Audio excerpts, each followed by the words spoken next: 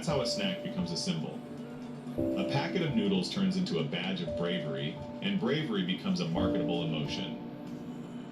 I met a young content creator who once built an entire channel around eating bulldog every day. He laughed when he talked about the views millions, he said proudly, but then paused. After, my throat burned for hours. I couldn't sleep. I still did it until one day I couldn't finish half a cup. He ended up in the hospital with gastritis. I chased the burn for the camera, he told me, but the pain stayed off screen. The truth is, it's not just some Yang. It's us. We've mistaken stimulation for satisfaction and endurance for joy. The fire feels like control until the body reminds us who's really in charge. It lingers longer than the heat. And some brands don't sell fire or thrill, they sell cheapness itself. That kind of illusion can hurt just as deeply. Shinkotogi Jin Ramen. The next one doesn't have high sodium. It isn't insanely spicy either, but its problem is far more bitter. Otogi Jin Ramen mild yellow package, the kind that sits in cupboards for years, is one of Korea's most trusted exports. It's calm, balanced, cheap, and familiar. A comfort food for those who've grown tired of the fire. But beneath that warmth lies a quieter cost. Not danger, but decline.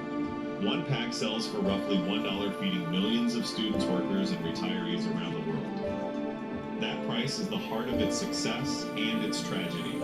To make something that cheap, the company relies on a process built on speed, not flavor. The noodles are flash fried in refined palm oil made from bleached wheat flour, then dried and coated with a fine film of seasoning. The broth base, mild and uniform, comes from synthetic enhancers and powdered extracts that mimic depth without ever earning it. The result is a meal that fills but rarely satisfies. Take a moment to picture it. The steam rises softly.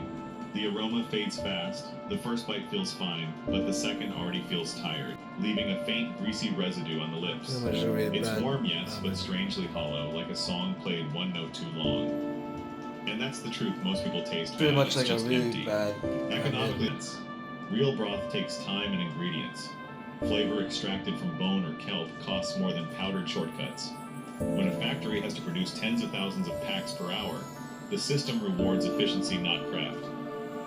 For the company, it's survival. For the consumer, it's surrender. Jin Ramen isn't built to impress, it's built to persist.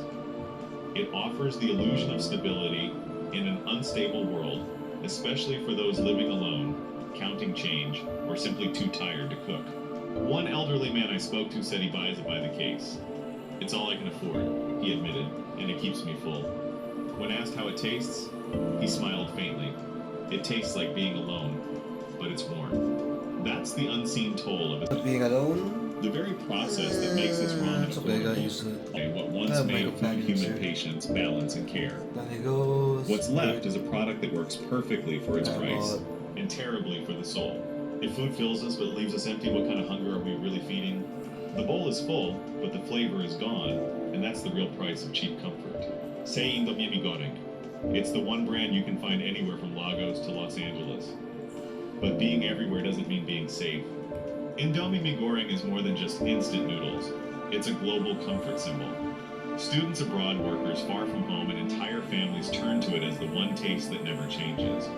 The shiny packet, the familiar aroma of sweet soy and fried shallots all promise connection and stability in a restless world.